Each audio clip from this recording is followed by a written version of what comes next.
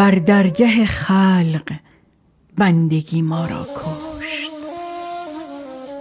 بر درگه خلق بندگی ما را کشت.